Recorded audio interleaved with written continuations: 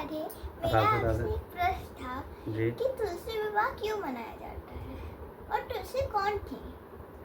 हम्म तुलसी कौन थी? जी चलिए आप बैठिए आराम से, हम आपको विस्तृत रूप में बता रहे हैं।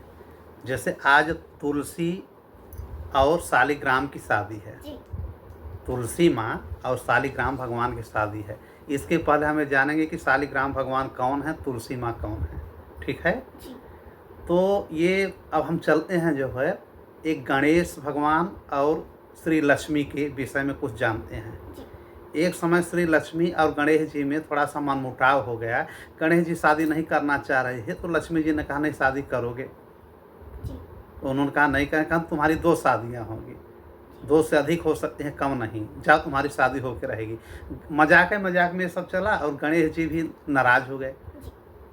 कहा जो मेरी इच्छा नहीं है वो आप जबरदस्ती कर रहे हैं, आप भी कलयुग जैसा मतलब मानव जैसा बात कर रही हैं, तो आप भी धरती पे जा कर के आपको भी जन्म लेना पड़ेगा।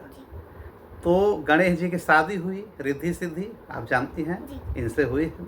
और माँ लक्ष्मी को वृंदा के रूप में धरती पे जन्म लेना पड़ा, शापवश।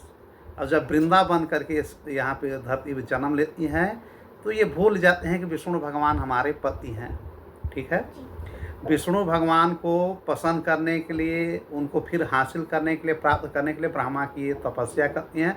ब्रह्मा जी कहते हैं बिल्कुल मिलेंगे, और ये बताते नहीं कि आप कौन है, लेकिन उनकी ललक लगी रहती है भगवान विष्णु पे ही।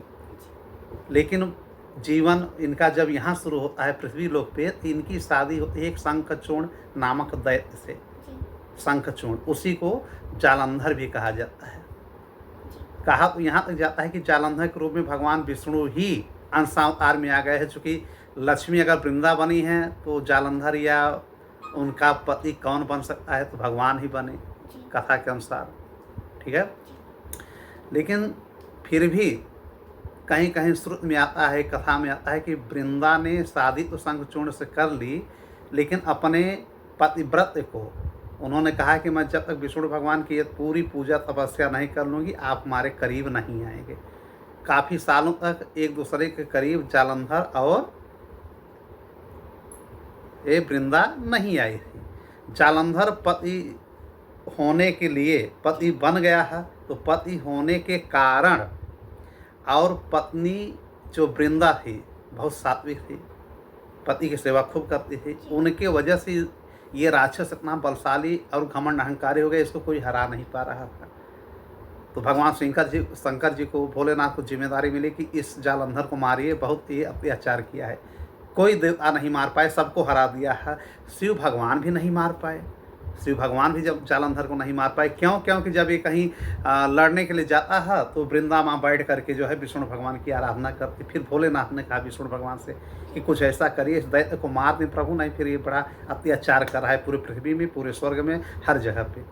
फिर विष्णु भगवान जा करके वृंदा जब बैठी रहती हैं पूजा करती हुई विष्णु भगवान की, अब विष्णु भगवान उनके पति जालंधर के रूप में ही उनके पास चले जाते हैं और कहते हैं वृंदे मैं आ गया हूँ। तो वृंदा सोचते हैं कि अरे हमारे पति आ गए हैं, और उन्होंने कहा कि अब की बार आप आएंगे तो हम आपको पति के रूप में पूर्ण रूप से स्वीकार कर लेंगे, वृंदा जी ने कहा था। अब विष्णु को देख करके वो जालंधर समझ गए, जालंधर के रूप में थे। और जैसे भगवान ने गले लगाया, पत्नी के रूप में वृंदा माँ को स्वीकार कर लिया, तो पति व्रत जो उनका तप था वो भंग हो गया। लेकिन वृंदा ने जब गले से लगाया तो उनको आभास हुआ कि जालंधर आएंगे नहीं, तब तक जालंधर की डेड बॉडी, लाश धरती पे गिर जाती है, भगवान शंकर जी मार डालते हैं। तब उनको समझ में आ जाता है कि हमारे पति नहीं हैं। कहते हैं अपने असली रूप में आ जाओ, तो भगवान विष्णु अपने असली रूप में आ जाते हैं। ठीक।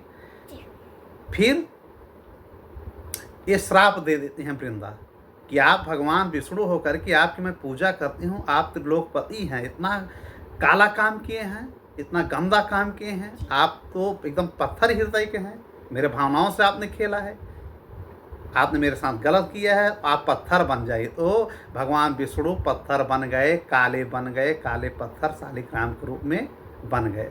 लेकिन फिर भी ये वृंदा से नाराज नहीं होते हैं। अब वृंदा भी अपने उस शरीर को खत्म कर देती है जिस शरीर को विष्णु भगवान ने छुआ था या टच किया था। तो जहाँ ये वृंदा जी अपना शरीर त्यागती हैं, वहीं पे एक तुलसी का पौधा उत्पन्न हो जाता है। ठीक, तो भगवान विष्णु अपने को उस पत्थर में समाहित करते हैं, शालिग्राम बन जाते हैं।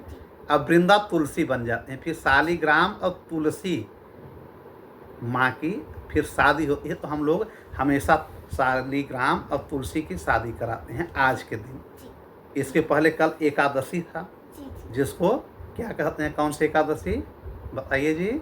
देव उठनी। हाँ, देव उठनी एकादशी कहा जाता है। क्यों? क्योंकि 4 महीने तक भगवान योग निद्रा में रहते हैं और उस समय का कार्यभार समस्त जो है शंकर जी या माँ दुर्गा संभालती हैं। योग निद्रा में रहते हैं, सोने नहीं जाते हैं। लोग कहते हैं सोने नहीं, योग निद्रा में रहते हैं, सोते नहीं। फिर ये कल के डेट में, कल एकादशी पे वो उठे हैं और आज शालिग्राम के रूप में इनकी शादी तुलसी माँ से हुआ है। अब जितने भी शुभ काम हैं, शादी ब्याह, घर का जो भी है मांगलिक काम, अब शुरू हो जाएगा। तुलसी विवाह पहले होता है, उसके बाद हम लोगों की शादियां या पृथ्वी के लोगों का समस्त मांगलिक कार्य शुरू होता है। ठीक है, तो शालिग्राम और तुलसी माँ के शादी की ये कथा है। समझ में आया आप लोगों को? कोई प्रश्न? ठीक, तो शालिग्राम भगवान विष्णु भगवान ही हैं। तुलसी माँ या वृंदा जो कौन है, लक्ष्मी का अंश अवतार ही हैं। ठीक है, श्रीमन नारायण। राधे राधे। धन्यवाद।